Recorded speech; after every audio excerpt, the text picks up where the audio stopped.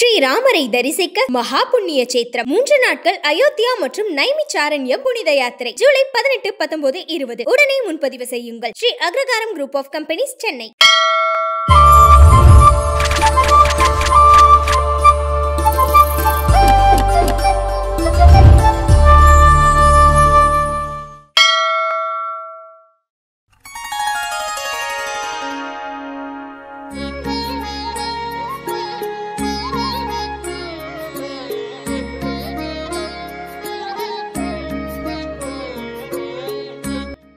நேயர்கள் அனைவருக்கும் வணக்கம்.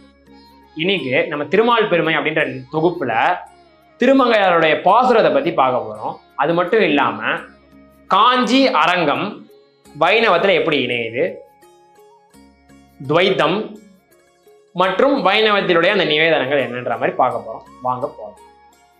திருமங்கையாளர் பாடுகிறார். போன தடவை நம்ம பார்த்தோம்.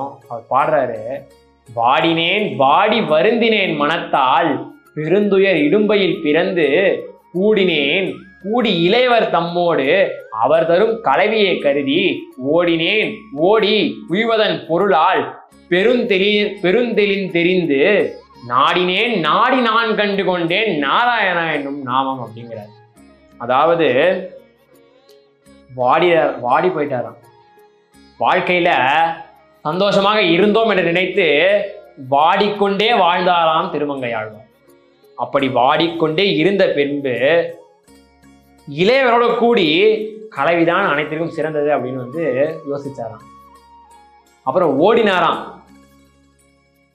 உய்வதொரு பொருளால் மனம் தெளிந்ததான் அவருக்கு. அதாவது ஓடி ஒரு பொருளால் மனம் தெரிந்ததான். அந்த பொருள் என்னன்னா நமோ நாராயணா என்னும் நாமம்ங்கிறார் பெரியாழ்வார்.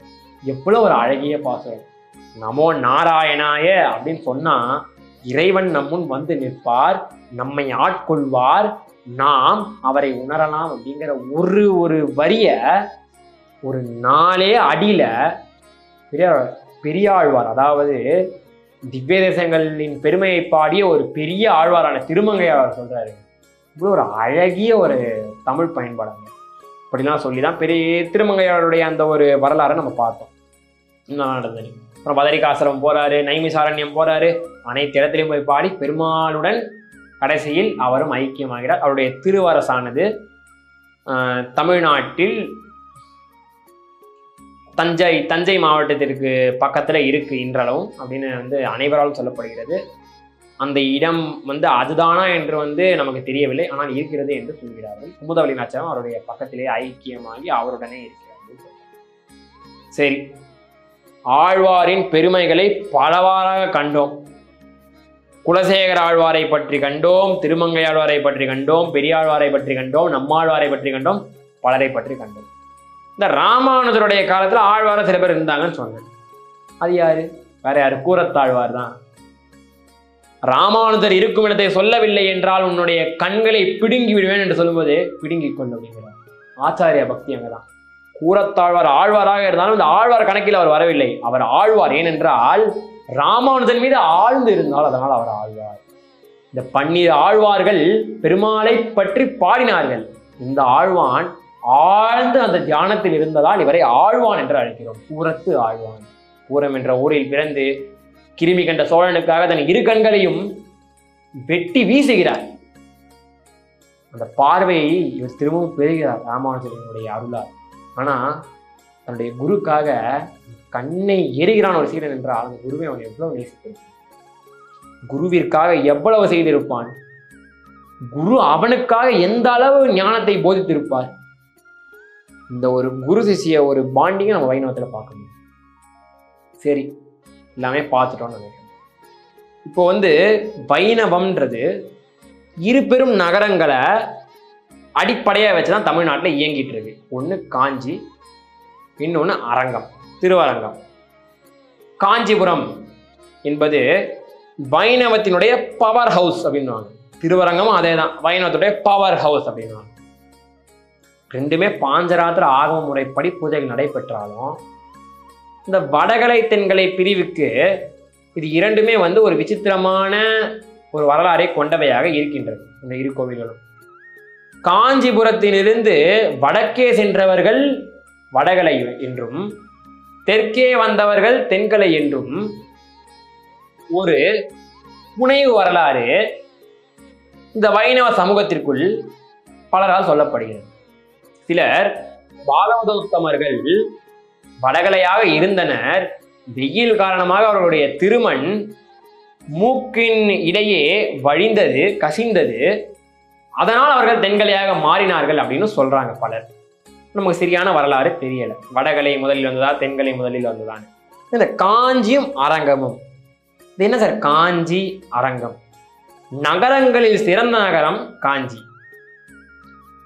இந்தியாவிலேயே மிகப்பெரிய கோவிலை கொண்ட ஒரு நகரம், இன்று வரையில் உலகிலேயே மிகப்பெரிய கோவிலாக இயங்கிக் கொண்டிருக்கும் நகரம் திருச்சி நகரம், திருவரங்கம். இந்த திருவரங்கத்துக்கு இருக்கும் பெருமை என்னவென்றால், 8 ஆழ்வார்கள், கிட்டத்தட்ட 8 ஆழ்வார்கள் இந்த திருவரங்கத்தை பற்றி பாடியிருக்கிறார்கள். அவர்களுடைய பாசுரத்தில் ஒரு இடத்திலாவது திருவரங்கத்தை பற்றிய மங்களாசாசனம் வருகிறது. காஞ்சிக்கு என்ன பெருமை? காஞ்சி பெருமாளே பெருமாள். காஞ்சி பெருமாளுடைய பெயர் பேரருள் ஆளன், அதாவது வரதராஜன். வரதராஜன் வரங்களை அள்ளித்தரும் அரசன், பேரருள் தருபவன் பேரருள் ஆளன். தேவாதிராஜன், விண்ணவர் கோன் அந்த மூலவருடைய பெயர்.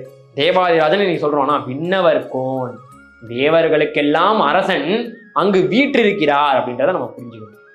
அந்த மாதிரியான ஒரு பெருமாள் அக்னியிலிருந்து வந்ததால் அந்த பெருமாளுக்கு என்று ஒரு தனி வைப்ரேஷனும் ஒரு தனி பவரும் இருப்பதாக இந்த வைணவருடைய சமூகத்தில் இன்றளவும் பெருசாக பேசுகிறார். ஏன்னா வைணவத்தில் திருக்கச்சி நம்பிகள் பிறந்த இடம் காஞ்சிபுரம், வடகலை பிரிவில் வேதாந்த தேசிகர் பிறந்த இடம் காஞ்சிபுரம். அதுபோல ராமானுஜர் தம்முடைய வாழ்க்கையில் முற்பாதியில் தங்கிய இடம் காஞ்சிபுரம். சரி, திருவரங்கம் என்று பார்த்தால் ஆழ்வார்களில் மூன்று ஆழ்வார்கள் பிறந்த இடமானது திருவரங்கம். 8 ஆழ்வார்களால் பாடல் பெற்ற தலம் திருவரங்கம். ராமானுஜர் தன்னுடைய கடை காலத்தில் தங்கிய இடம் திருவரங்கம். அது மட்டுமா, ஆண்டாள் இங்க இருக்கும் அரங்கனை தான் விரும்பினாலாம். ராமானுஜருடைய பூத உடல் இன்றளவும் அங்கு பாதுகாக்கப்படுகிறது. அது மட்டுமல்ல, என்னதான் வடகலைக்கு ஆச்சாரியராக இருக்கும் வேதாந்த தேசிகர் தூப்பொழில் பிறந்தாலும் அரங்கனை பற்றியும் அவர் துதி எழுதுகிறார். அரங்கனுடைய சன்னதி பல கோயில்களில் காணப்படுகிறது திருவரங்கத்தை தவிர்த்து. திருவரங்கத்தில் மூலவனாக அரங்கன் இருக்கிறார். ராமரே அவரை அங்கு வைத்ததால் அது ஒரு பெருமை திருவரங்கத்திற்கு. சோழர்களுடைய கட்டிடக்கலைக்கு மிகப்பெரிய எடுத்துக்காட்டு திருவரங்க கோவில்.